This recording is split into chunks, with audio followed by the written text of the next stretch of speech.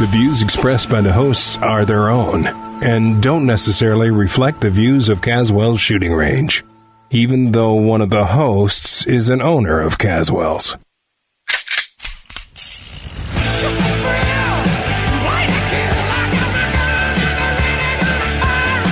And now, overlooking Phoenix and live from the Double Wide Network Towers, it's Caswells Shooting Show. Caswells Shooting Range is Arizona's premier indoor and air-conditioned shooting range, plus the ultimate source for using and owning guns. And now, with an eye always on safety, the Caswells Shooting Show in conjunction with Raven Crest Tactical, the finest knives that a British guy has seen in America. Here's your hosts, a couple of loose cannons, Paul Abella and Nate Moran. Good afternoon, Phoenix. Hello. Oh, how quick was that? Straight in there, see? Right there. Oh, keen. Consummate professionals. We won't go quite that far, but keen. This is truly flying by the seat of our pants, because what have we rehearsed today, Nate? 0. How many guests have we got? Looking outside, the lineup is looking pretty scarce right now. Yeah, that's another 0. Yep, yeah. 0. We have Mikey. Hello, Mikey. Hey, guys. He's got his microphone. The next show, have you seen the next show in the other room? They're rehearsing already. They are the theatrical group, yes. Yeah, theatrical group. Yeah, we should rehearse, really, shouldn't we? I've got buttons. Fantastic. I don't need to rehearse when I've got buttons. That's right. Fantastic. What's that one? Oh, it's not working, Mikey. Oh, my God. There we go. Good man. So, Paul, I know we were in like a time flux thing last week, yep. But how was your craziness? It was hot and drunk. Yeah. Where'd you go? San Diego. So now everybody said to me, don't take the truck. Everybody said, 23-foot truck, don't take the truck, so I took it. And because we always, absolutely, we sort of head off somewhere and then we dive off all over the place. So have you heard of a place called Slab City? You ever heard of that? Slab City? Slab, S-L-A-B. No. City. No? It's in California, above the Salton Sea, like a big inland sea thing. And it's where the hippies used to go back in the day, and it used to be a base of some kind. And it's all supposed to be free and all that crap, right? And you go there, and they all profess about nobody should have anything. But there's barbed wire around with big signs, keep out my property. Oh, wow. Which struck me somewhat ironic. And there's rubbish blowing everywhere, and all sorts of stuff. Real strange place. Real old place. But you go up there in the truck and go off-roading and stuff. It's a good laugh. Till I nearly got stuck and I didn't do it anymore. Wow. Good place to go, though, because we went down through Yuma, through the dunes and that. That was entertaining. Enjoyed that. But California's a strange place, don't you find? Yeah, again, I go there at least 2-3 times a year. Yeah. And one time's an extended stay. So I have a good understanding of what I have to mentally do to get ready for California because it's a trade-off. You're giving away things, but you're going to gain some things, depending on where you go. Yeah. Now, I went to Oakland a few weeks ago. I gave away everything and got 0 in return. And just because Oakland as a city, I did not... I'm sorry for if there's someone out there in Oakland, but the city just didn't tickle me. Doesn't do it for you. San Diego, I can...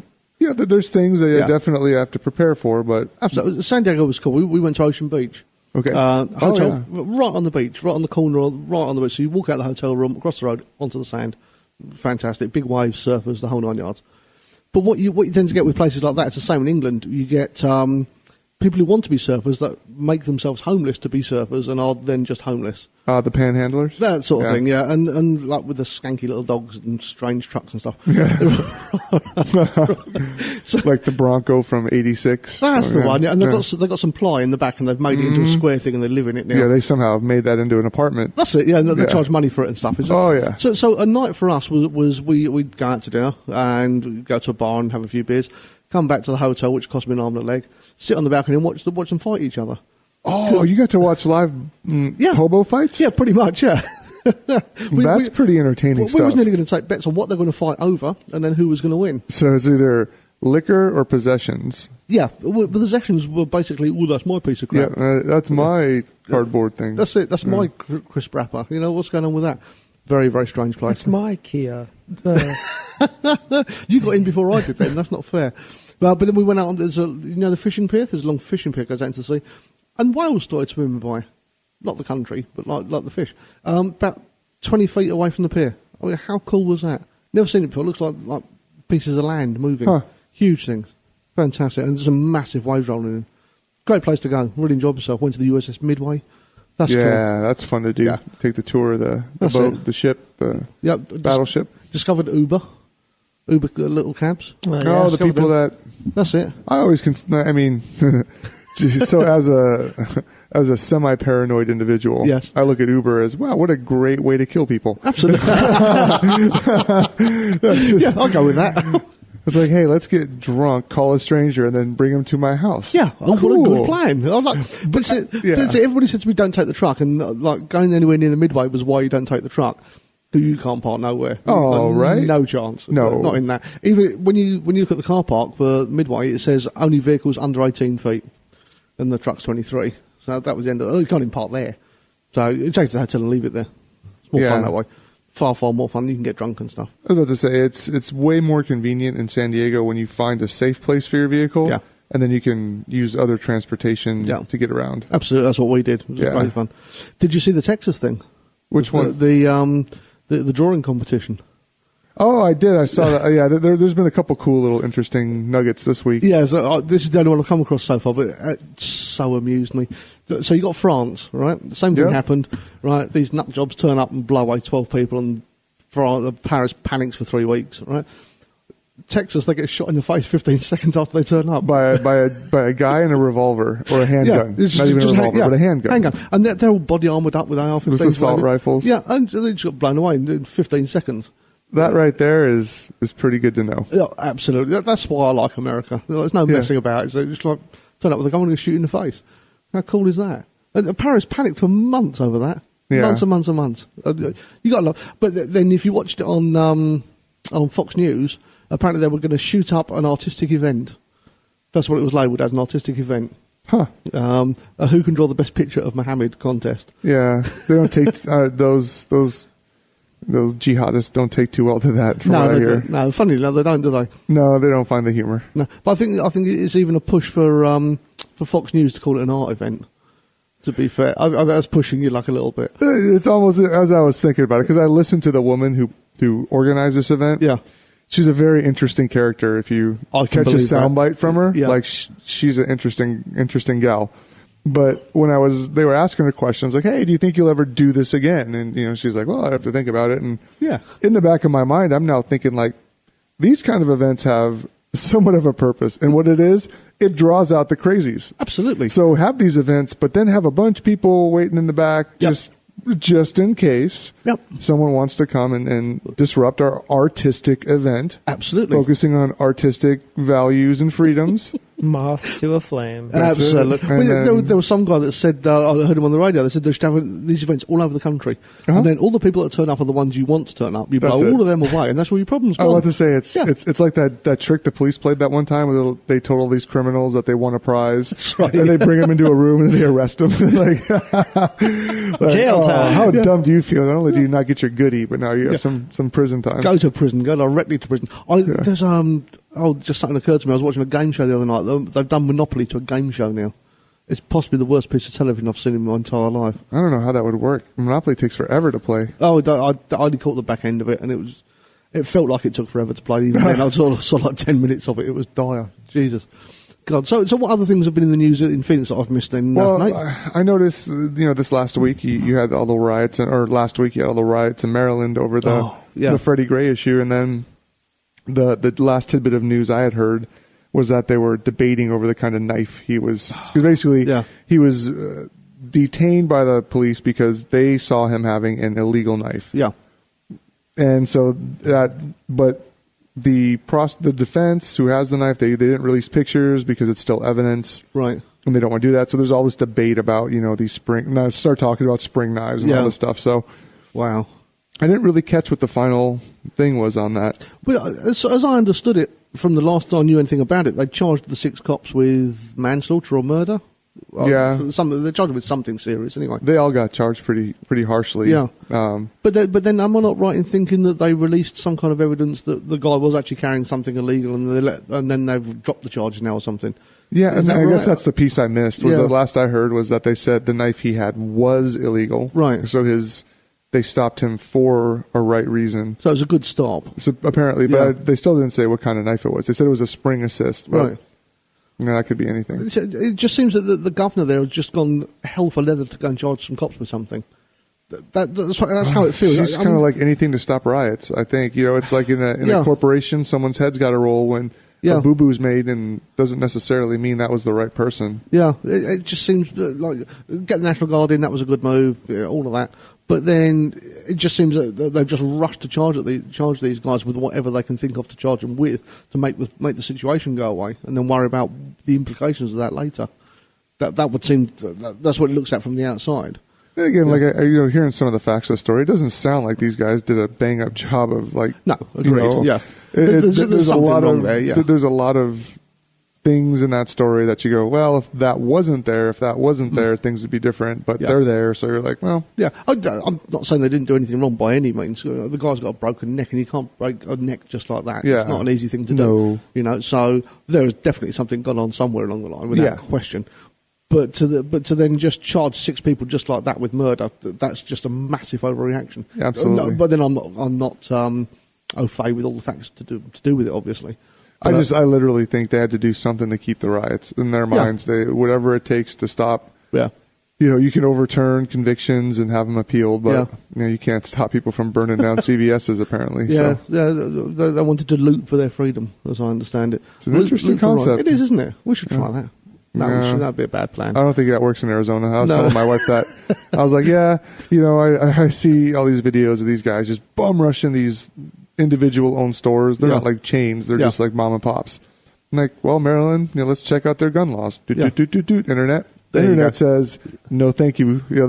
Maryland says no to your guns. Funny that. No, thank you, sir. I was watching or reading something the other day about crime figures or riots or whatever, and it's Maryland, it's Illinois, it's New York, it's New Jersey, Los Angeles, Pennsylvania, places that have very, very. I mean, and I am not a gun humper, if you know what I'm saying. Like, but I'm on the side of the right thing, and I certainly like living in an environment where I guess there's a lot of people around me that are going to take care of the stupid. Absolutely. I don't have to necessarily always be thinking about it. Well, imagine you're there with your family in Maryland, right, sitting there enjoying watching the TV, watching channel whatever it is of a night, watching a bit of telly and some soap operas, as we call it. Do you call them soap operas? Yeah, we do. Yeah, they call them that. Okay, so watching your soap opera for an evening, there's a riot going on outside. How are you going to defend yourself and your family? No, and that's, after, and, while you were gone, I took that CCW class. Oh, how did you get on? I absolutely loved it. Fantastic. And I'm going to start, my partner and I, we want to take the next class in the series and just get even more education, because I learned a grip of very important stuff that, because, whenever you're in a class like that where they're teaching you how to operate a dangerous thing, i.e. a car, a gun, a knife, a plane, they say they tell you the things that are common misnomers. Like, hey, you may have heard this, or whatever you do, don't do this. Yeah. Those are they said the 2 things about the firearms and stuff like that. The 2 things that, in my mind, I'd heard numerous times from educated adults, and I'm like, oh, that must be what it is. And then to find the legal ramifications of that, and you're like, oh, more people should take that class. Absolutely, it's a great class. We suggest it to anybody who buys a gun, pretty much. I mean, I don't know. It seems almost like it should be a requirement, but this is where I sort of step back from the NRA and some of the more out there gun lovers, or whatever you want to call them, where everybody should be able to have a gun no matter what. I really do think that people should have to be trained. Not trained to roll around in the bushes.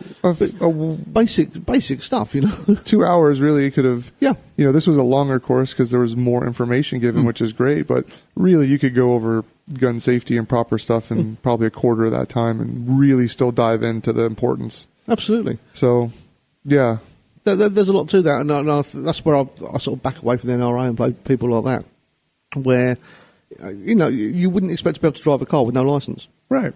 It's just a simple test. It's not the end of the world. Right. It's just it's a basic. Do you know how to operate this thing that could kill someone? Yeah. It's not. I really don't see what the issue is. I never have done. Yeah. But I'm probably going to get shouted at a lot by a lot of people by now. What's the phone number, Mikey, again?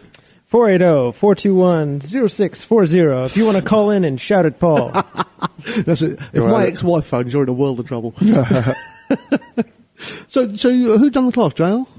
Oh, geez. Big guy? he wasn't a super big guy, very knowledgeable, super. I could tell you his credentials, but I forget his name. He'd been in he was a gunner for 4 years, and he was in Sheriff Joe's thing for 4 years. God, and then he was out in the Middle East for a couple of years doing private contracting. Yeah, not Ray, was it? Was it Ray? No, Ray doesn't do them. I don't think so. I can't think it was now. Oh, it comes to me in a minute. Yeah. Yeah, and my brain, I don't remember names so good. So he was unreal. Yeah. Some of the guys we've got there have done all sorts of things, and it's that's the first class that we're going to get you into. I'm going to put you into the P100 and 200, like the real basic stuff, like the bullet comes out the end of the hole, basic, and we'll put you through because we're just relaunching a lot of the training that we're doing. So I'm going to put you through all the classes, and we'll do it as like a little thing on here. I love it. And report back to us, and that because again, I'm going to purchase a gun this year. Next year is kind of my goal, but I wanted to, with my wife and I, we took parenting classes before we had our first kid. Good plan. And this is one of those things where I think it falls in that bucket for me and my world that I need to know pretty much everything about it before I have it. Yeah, completely. I'm getting that first class really scratched the surface for me. And nice. The legalities, I love laws. So, and then, the fact, the law side of it, and then the whole section on, talking about states that have different gun laws and what it's like there, the crimes that they've, like showing some video clips of home intrusions and stuff like that. It's like scary, isn't it? Very scary, terrifying. It's it. I bought my first gun. Oh God, 6 weeks before I started working at Caswells, and I bought it at a gun show and I put it in the box and I left it there because I knew I was going to go work at Caswells and they trained me, and that's what I did. I literally left it there. I wouldn't touch it because I didn't know what I'm doing with it. It's the same as buying a car. You leave it on the drive till you know how to drive it. Yeah, just makes sense. You're doing it the right way around. You really are. The amount of people I started in the industry just after the gun craze, after Sandy Hook, and people were buying AR-15s. They were saying, "Do you want some ammunition as well?" They go, "Yeah, what size do I need?" That's a dangerous question, a scary question for that. Would you want to do a class? Oh, no, I don't need a class. Point shoot, just give me the bullets. Yeah, just give me the gun and the bullets and I'll go away. Crazy stuff. Crazy stuff. I mean, again, like it's not so much take away the rights, but it's almost like we're adults. Yeah. We're all smart at some level. When you were little, you weren't given dangerous things before you were given a little lesson from an adult. Like, absolutely. Hey, or someone that knew how to use it. Hey, here's how you operate this remote control car, this video game. Yep. Just don't break it. Absolutely. It's expensive. Yeah, and this, like, you break it, you could, or misoperate it. It's, it costs a lot more in cash, so. But this is my point. It's not, I'm not suggesting that people should be stopped from owning a gun until they have to pass a test or requalify or whatever. It's just basic, plain common sense.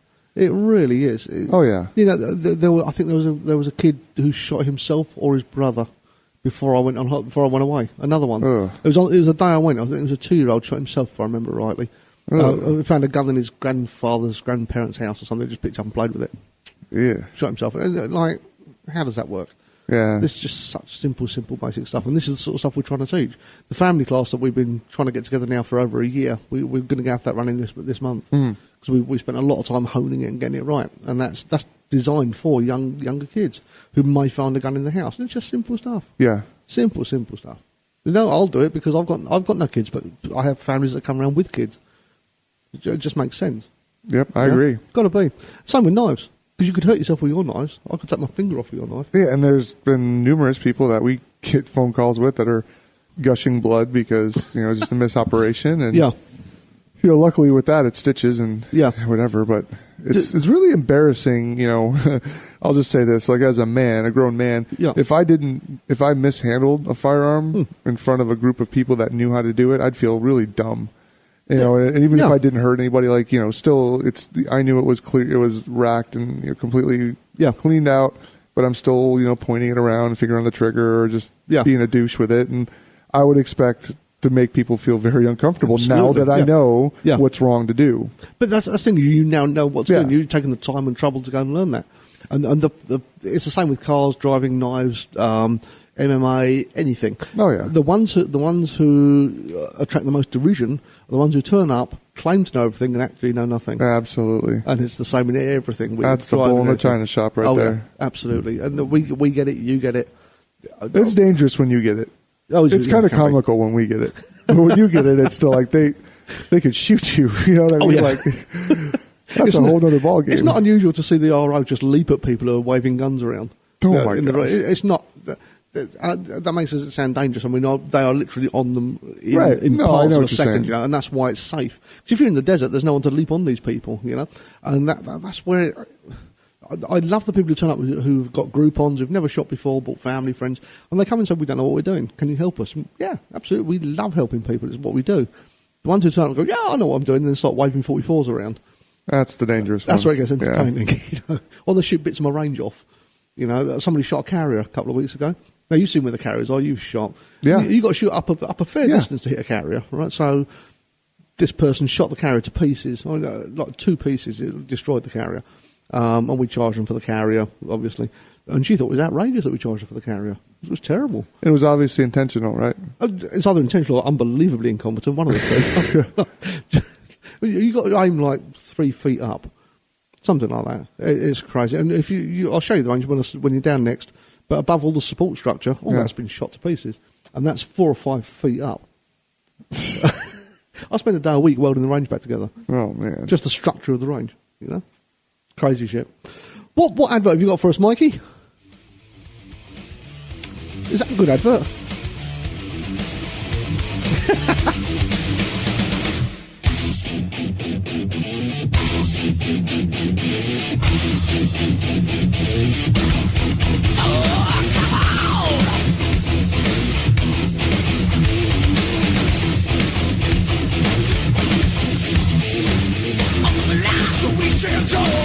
Nobody touches us at all. Shout out, shoot out, spread fear of theory. Now it's me that attack. What's off the wheel? Spread the word throughout the land. They say, bad guys, we're black. We take you can't hurt me. You see us coming and you all together but for color. We'll take it over this time. Here it now, it's for you gone and you better listen well. I'm afraid to see it's best now down below. Knives are badass. They protect and they save lives. Raven Crest Tactical makes some of the most badass knives around. They are locally owned and operated and specialize in making tactical OTF out the front automatic knives. All of Raven Crest Tactical's OTF knives are hand-assembled, quality tested, and sharpened in Arizona and come with a full, no questions asked lifetime warranty. To find out more about Raven Crest Tactical and to see some wild torture test videos, please visit knifeknife.com. knifeknife.com.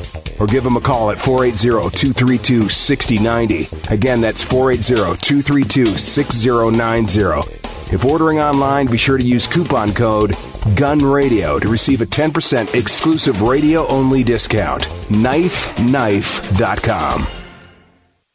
You're listening to the Double Wide Network, where you can host your own radio show. If you're looking for a way to get out your message, welcome to the future. Dave Pratt's Double Wide Network offers you the opportunity to use our state-of-the-art studio to create your very own radio show. Our experienced and helpful production staff will help you every step of the way. Our free mobile app allows your listeners to take your show with them and play it live or on demand. Even if you're not in Arizona, we've got you covered with Skype technology so you can broadcast from anywhere in the world. Whether you're in it to grow your business, make a statement, deliver a message, or just have fun hosting your own show, the Double Wide Network can make it happen. The Double Wide Network always has your show ready to go. For more information, just visit us at doublewidenetwork.com. Learning to shoot is a valuable skill. Learn at Caswells, Mesa's premier indoor shooting range. Fully certified instructors and highly trained staff are ready to help place personal safety back in your hands responsibly. Comprehensive training for all levels, plus new classes for women and beginners. Caswells offers the largest selection of firearms and accessories in the East Valley. Come to Caswells to train, shoot, and have fun. Visit us at Caswells.com or just off the US 60 and Stapley Drive in Mesa.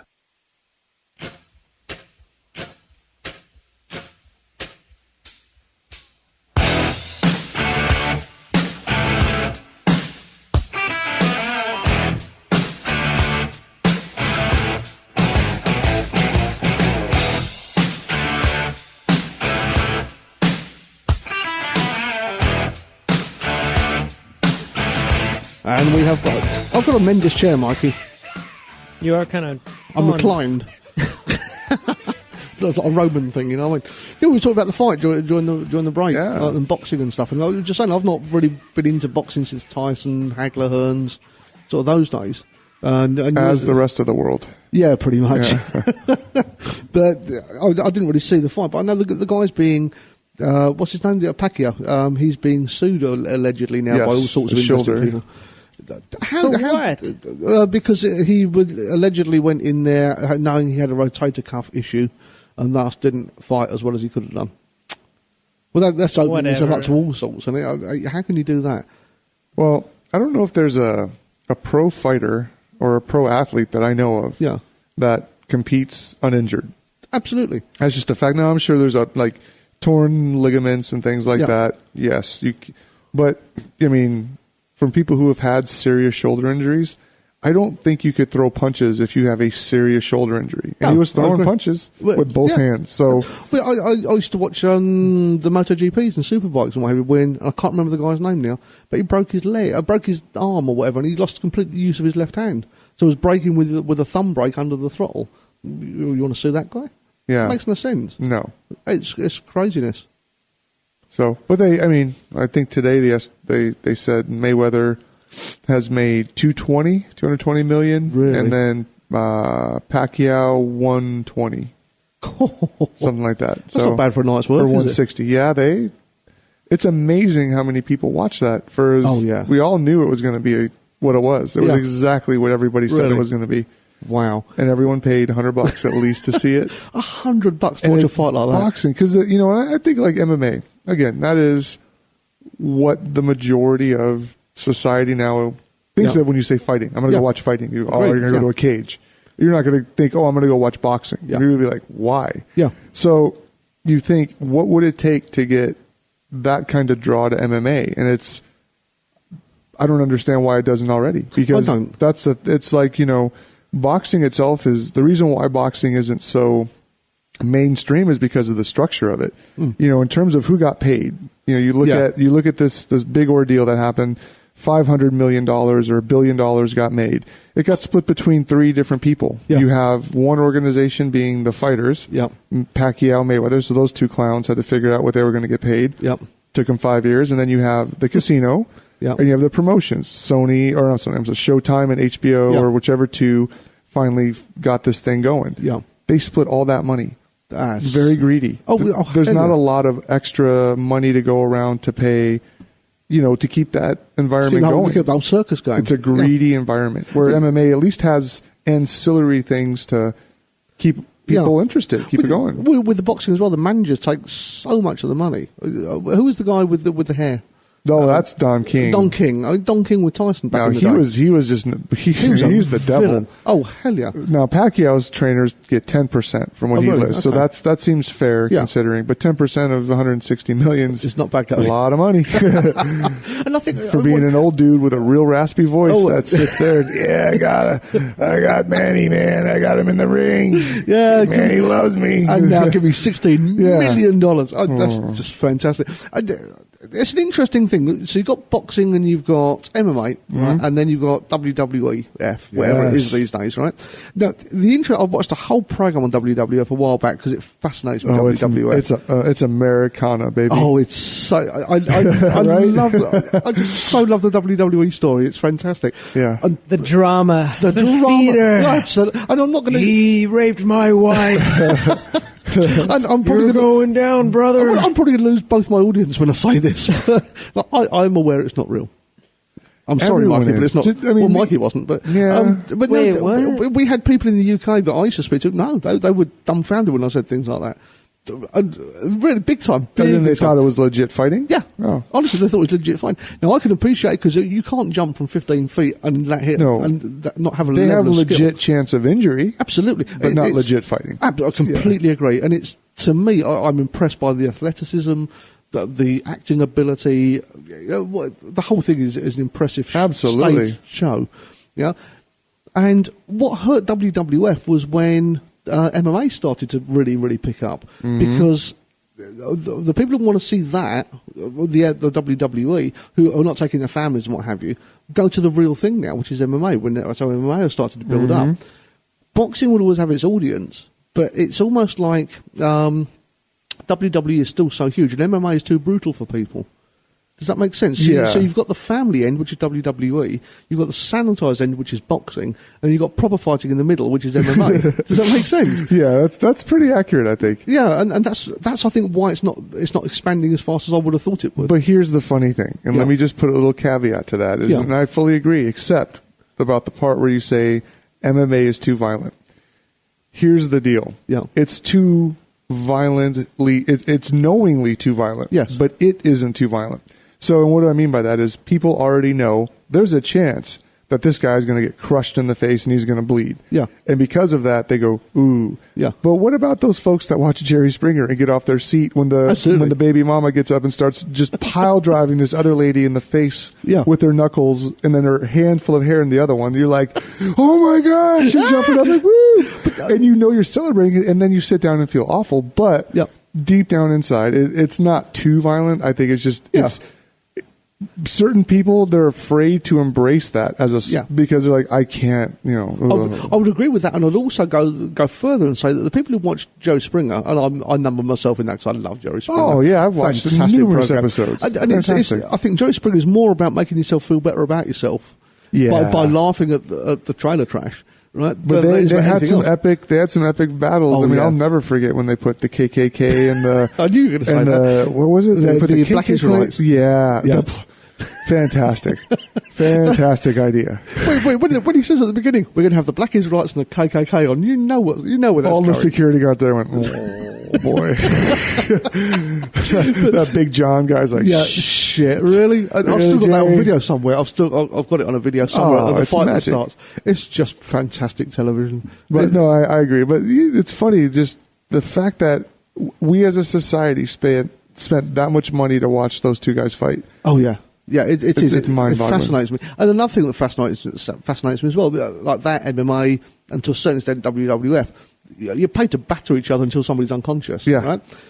In NFL, right? Someone goes, oh, I feel a bit dizzy. They're out for 3 months. Right. You know what else I realized today? This hit me really hard today because I've been watching a lot of NBA because it's the playoffs and whatnot, and whenever they get a scratch, they stop the game, right? Really? Like if you have a nick of blood on you, it's like, this is very politically incorrect. I call it the Magic. This is the Magic Johnson rule. I was just going to say Pretty sure this didn't happen until Magic Johnson did what happened. But so in basketball, you blow the whistle, you got to put Band-Aids on, you got to come out the game, you got to put someone else in. And I went, wow, like that's really sensitive because in MMA, like you could be pouring blood on people. And that's just part of how it goes. Yeah. Like, do they not? But it's just funny because you think, like, obviously they're testing all these athletes. Yeah. It's all just perception. Of course it is. Absolutely. I completely agree with you. Like, these guys are in the cage hitting each other. Like, I've literally seen guys covered in other people's blood. Just covered in it, where you're like, that's disgusting. There was a boxing match back in the day, Muhammad Ali and Henry Cooper. British guy. Okay. And Cooper got cut fairly early on. Oh, no. And if you watch boxing matches now, they get a little bit cut and they bleed too much, they'll stop the fight. Right. Depending on what MMA, I love it. They just carry on battering each other. Yeah. Which is quite insane. But Cooper, it went on for another 13 rounds. Right? And there was claret everywhere. He was a pale British guy too, I'd imagine. He right? was, yeah. He was a real tall sort of, I think he was half Irish. So a real white guy, very red by the end. And by the end of the fight, he was covered in blood. So was Ali, covered with his blood. So was the referee. So was most of the front row. See right there, I understand. Blow the whistle. Take a little shower. Like I get it, but a little scratch from a fingernail. Come on, absolutely. And that's what makes me laugh within NFL. Yeah. British football's even worse than that. You know, if you come soccer. If you kept that's right. You help me. Help my audience understand my shit that I get on about. That's okay. But English football, soccer, if I run as close as I am to Mikey now, right, Mikey will fall over and clutch his knee and scream. Oh, I know. I just had this conversation with my partners, and I sent them a video on Facebook to show it, and it was a video of these two guys are on a soccer field, and one guy walks past the other one and basically flicks his ear like you would to any kind of person as an elementary level, where you take your finger and you just run it past their ear and like you flick it. And this other guy, he fell to the ground like Zeus himself shot a lightning bolt up his ass. Like he fell to the ground, he's screaming and writhing in pain. Yep. And they captured this in many angles. Yeah, so you could see this, and it was like, This is not a sport. That is terrible that you allow that. There was a famous Brazilian guy in the World Cup 10 years ago, I think now, and he was waiting at the corner for the ball to be kicked to him. So the guy kicks the ball that hits him in the face, all right? Yeah. So he looks around for a bit to see if the referee's looking, then goes down like he's been shot. Oh, jeez. And rolls around for 5 minutes. But the referee doesn't see the first part of it, so he gets a free kick out of it. The guy was castigated horribly for it. And this rightly is terrible. So. It's crazy. And then you watch MMA. When I go to Tilted Kilt, and I will get them to sponsor this show one day, I swear. When I go to Tilted Kilt tonight, all the screens around the edges, there'll be MMA on at least one of those screens. And that's brutal. That's real. That's like prize fight boxing in London back when I was a kid. Bare knuckle, illegal, no rules fighting. Yeah. Same sort of thing. Exactly the same sort of thing. There's a lot of things that maybe people don't get about the differences between, say, MMA and boxing. I mean, besides the obvious, big, noticeable ones, but just take what's on your fists, right? So in boxing, you're wearing, probably at least a 12-ounce glove, right? Yeah. And in MMA, it's 4 ounces. So going in when we train in the gym, we have 16-ounce gloves on. So they're big pillows that it still hurts. Yeah. But you put a 4-ounce glove on, it's nothing. Yeah. All it's doing is keeping you from breaking your knuckles and cutting skin. But it's pretty violent to get one of those things thrown at you. I can believe it. So, there's a lot more potential. But that's the excitement. It's the potential of KO because these guys that box nowadays don't seem to knock out. And that's what people want to see. They want to see those big, powerful guys getting just boom. But we're going back to what I was saying earlier. Tyson, I used to love watching Tyson fight. And the only fight I ever paid for was I can't remember who he was fighting now, but it was way back in the day. And it was like 5 o'clock in the morning because it was in the UK. Right. And we paid what was then a fortune, probably $25, $30 pounds. And we waited up till 5 o'clock in the morning. They rang the bell. He walked out, knocked the guy's spark out, and walked away. 12 seconds the fight lasted. Yeah. Something ridiculous like that. And it's great to watch, but not for £50, And again, Hagler and Hearns. Yes. Hagler and Hearns in the 80s. That's different. That's an amazing fight. Stunning fight. And what you want, I suppose, is about 7 or 8 rounds of Hagler and Hearns. Or just watching Tyson was amazing. So I love watching Tyson. Yeah, it is funny because people want to see Tyson for 15 rounds. Yeah. And that's not the game plan of Tyson. No. You can't go like that. He dip, and crush you. But, that's it, that's what MMA gives you. Even seeing like the people I train with today, they're at the top level. Like they're going to get ready to fight for UFC championships and watching how they hit. I see them hit hard and I go over to the trainers. I'm like, hey, what was he going at? Yeah. 75%. Wow. Like, holy shit. Like that sounded like 120%, honestly. But they have such a mastery of the basics. Yeah. But it's going back to Tyson again, people would say, I'd get in the ring with him with 10 million pounds, I'll take a punch.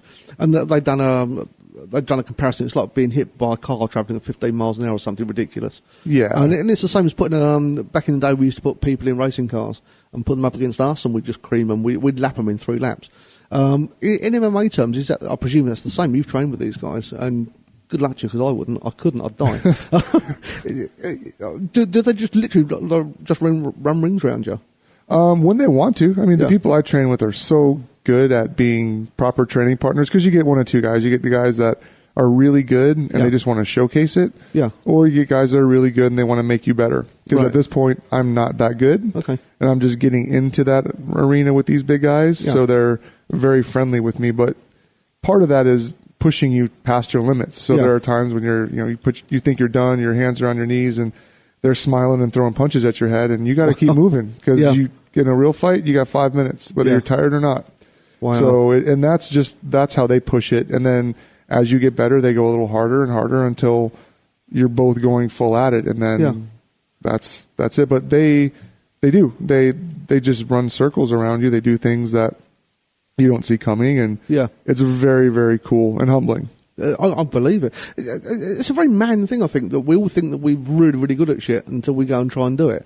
When I first went racing driving, like, with that example, they run rings around me. They really, really did. But then a few years later, I was running rings around other people. Same with the shooting. If I try and shoot like Ray just laughs at me. I'm lucky to hit that end of the range.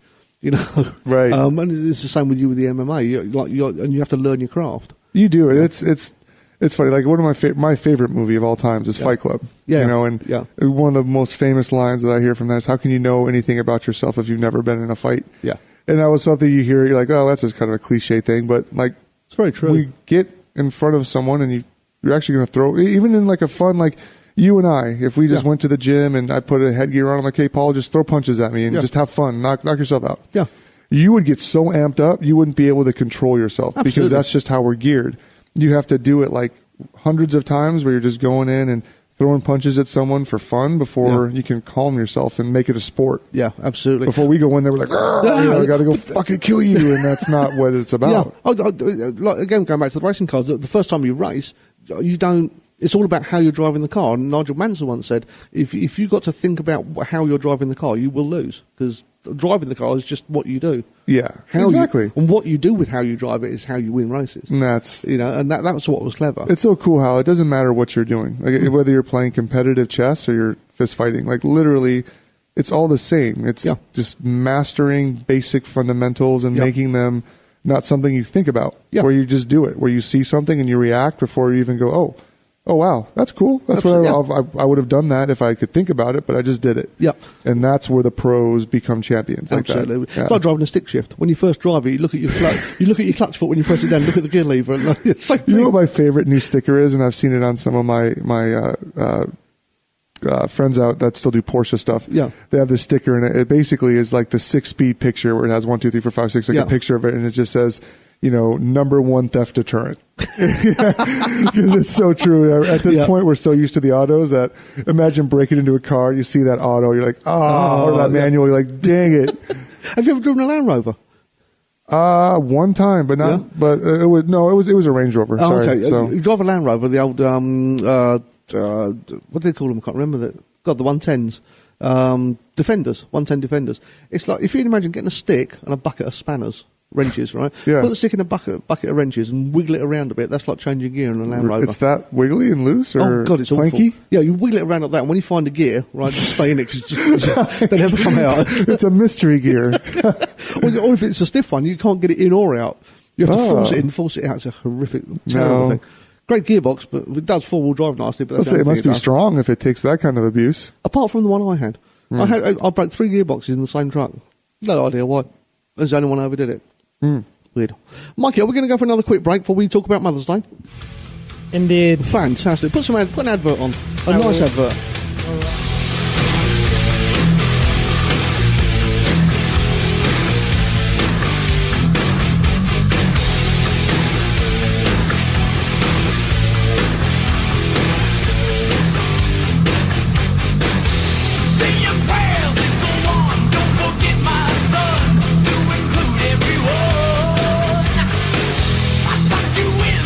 Caswells, Mesa's premier air-conditioned indoor shooting range, has the largest selection of firearms and accessories in the East Valley. Highly trained, friendly staff instruct classes for any level, women and beginners included. Visit Caswells.com or come in just off US 60 in Stapley. Knives are badass. They protect and they save lives. Raven Crest Tactical makes some of the most badass knives around. They are locally owned and operated and specialized in making tactical OTF out the front automatic knives. All of Raven Crest Tactical's OTF knives are hand-assembled, quality tested, and sharpened in Arizona and come with a full, no questions asked lifetime warranty.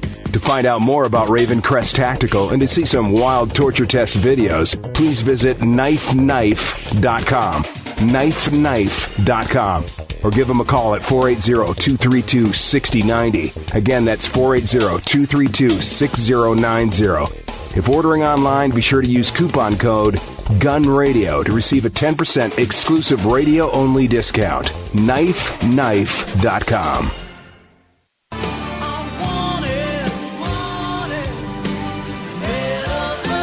And we have returned. So we've actually applied for a grant even, from Chase Bank. We want them to give us $100,000. Ooh. Now, what can we do with $100,000? We can give you the best range you've ever seen. You can have classes on things that we didn't even think you could have classes in. That's awesome. How to shoot a full automatic with free ammunition or something. Whoa. That sounded good. So if you want to vote for us, you simply go to voteforcaswells.com. Right, vote for voteforcaswells.com and follow. There's a little search box. Put Caswells in there. Hit enter. That'll take you to a Facebook login screen, and then vote for Caswells. Sweet. There you Seems go. easy. It is. Upgrade your range. Why not? We need 250 votes by, I don't know, June or something. Somewhere along the lines. Vote for Caswells. And if you vote for Caswells, that means that on Mother's Day, you can come down. We can come down anyway on Mother's Day. I'll let that happen. We do Mother's Day night. Let's see. I think my wife is one of 7. Oh God! So there's a lot of women stuff going on. So I'm gonna just go with the flow. I think typically what we do is it's a day off for Mom. She gets to just do whatever she wants, and we'll just hang out and keep it low key. Very have some nice, dinner. too. Yeah, That's the way to do it. Yeah. But you could come to the range. we could. Yeah, she wants to go shoot some guns. I'll leave it up to her. She would shoot for nothing at all, apart from ammunition. And we're doing a special offer on 9mm ammunition, $250 for 1,000 rounds. Wow, Which is cheaper. You can buy it online. How cool is that? That's super cool. You could bring your mum, Mikey. I feel like she would shoot me if I offered. What about if I pay for her to come? Will that help? What if I come pick her up? And She's like one of those super not. She doesn't like violence in any sense, even if she's the one, committing the violence. Would she pay me to commit violence on you? Probably. Okay, that's cool. That works. We'll film it. So have you got any special offers for Mother's Day that you're doing? I think we do. Yeah, we're doing a special on the minis right now. Okay, cool. Honestly, I don't know what they are, but it's on the website. Yeah, knifeknife.com. Go and see knifeknife.com. So we're going to be starting doing your custom knives in Caswell sometime soon, aren't we? Yeah, that was the deal. We just ran out of them. Oh, really? Yeah. Yeah, so once we get them back in a couple weeks, we'll get that all buttoned up and ready to go. I'd hate to set you up with like 3 items and everyone comes in like, disaster. No, so because we've got the Blue Star Mums of America on the 17th. Yep. You're going to come down for that. And I'll be there. That's going to be fun. We'll start doing some stuff there with whatever you've got. Yeah. And have a little play with that. So come down and see us for that. That'll be fun. I'll be there with whatever I have. I don't know, but I'll be there. Bring down what you got. Yeah. And then we've got a bikini car wash on the 23rd. I will not be wearing a bikini. I will. I look lovely in a bikini. I can't hide these legs from anyone. No, that'd be a shame. It would. I think God gave me a gift. That's right. And it's my legs. No, that's bad. But we've got firemen as well. We're doing it slightly differently. We've got bikini-clad women and firemen cleaning cars in aid of the Usual Suspects charity that we sponsor from time to time. That's actually a good way to mix it, because from what I understand, bikini-clad women seem to be fond of firemen. They do, and the firemen, vice versa. Well, the firemen seem to be very keen to volunteer to come down for the day. What they should each do is give each other a calendar of themselves, like, bikini girl calendar and then fireman calendars. That's working for me. Yeah, that would be a fun little thing to happen. And they should give us the calendars as well to hang up all over the place. I think that would be a good idea. That works me down to the ground, actually. I'm going to bring my camera. Yeah, a long go. lens, so I'd look a bit strange up the other end of the car park somewhere. Creepy guy with a big wide-angle lens. That's just sitting hiding in the back of a big truck. Yeah, that'd be fantastic. Come down for that, Mikey. Come down to have your Kia cleaned. Oh, yes. There you go. I don't know if I'd want you in a bikini getting close to my Kia. You don't need to hide your feelings for me. It's understandable. It's hard to be humble when you're perfect. It really sounds like it. Well, I hide my light under a bushel. That's a bushel. It's a bush. Yeah. Very large one, I would assume. What are you trying to say? Nothing. I don't know if there's a compliment or trying to say, it's the end of the show, so... It's getting there, isn't it? Yeah, how have we managed to get through? How do we get through these shows so easily? It's amazing. It is, isn't it? Professionals. Absolutely. Yeah. We are pros now, Mikey. We don't even need to rehearse. We don't. What happened to Kyle? I was listening to the old tapes the other day. Whatever happened to Kyle, the Apprentice producer? He is coming back. We're getting more and more shows here at Star Worldwide Networks, so excellent. We're just waiting to give him a nice little batch of shows to do for himself. It's Star Worldwide Networks now, isn't it? It is. It's no longer double wide. Well, I mean, Double Wide's still the channel that we play off of, but Star Worldwide is basically the overarching mothership thing. The mothership. Fantastic. The mothership That's of all fantastic. the channels. You put that ever so well. The mothership. Excellent. No, I'm just imagining that in the California, going back to California again, when you go to these places, you imagine like mothership type places. When you're driving through the desert, you think to yourself, when the UFOs come down, the little green men, all right? Yep. Why is it they hang around in the middle of the desert and find a weirdo to talk to? Why is that? Why don't they go to like New York and find someone walking down the street or anywhere else? Why is that? I heard a funny little thing about aliens. Go on. So it's interesting how the number of alien sightings has gone down with the new addition of cell phone cameras. Isn't that interesting? It just Like all of a sudden, yeah. like all those weird alien abduction sightings. Seems to have gone. That's It's like those aliens are like, yeah, they got cell phones now, so we're not. Or maybe there were no such thing. I don't know. Just a thought. Yeah, you could process how you will. Absolutely. Now they've got a ship in Area 51. They must have. There's supposed to be a spaceship buried south of the 51. There's some dam or something. Yeah. Oh yeah. And I was reading that in Weird Arizona in the book the other day, and they said that some people think it's an obvious clue that they buried it south of Route 51. Oh man. It's just fantastic. The government isn't that clever, people. Oh, you wouldn't have thought so, No. would you? No, God, no. So we're nearly at the end of the show. Come and see us at the Caswells at the weekend. Mothers will shoot free at the weekend, but all they have to buy is the targets and ammunition. They'll just come down. We've also got our gift baskets. 2 people shoot for $49. That includes a shirt, 2 targets, 2 hours on the an hour each on the range, and the chance to win a membership, a full membership worth $399. Ammunition, $259 for 9mm. That's cheaper than dirt at the moment, which is a good little deal. Anything for Mother's Day there, Nate? Just the we're doing that sale on the minis. Yeah. Don't remember what it is though. So knifeknife.com and check out the banner. But we are doing a special on all minis right now. And vote for Caswells. Just simply go to votevoteforcaswells.com and vote for Caswells for the grant with Chase Bank. I've been Paul. This has been Nate. Mike has still got a Kia. Bless him. Yeah. See you next week. Cheers, guys.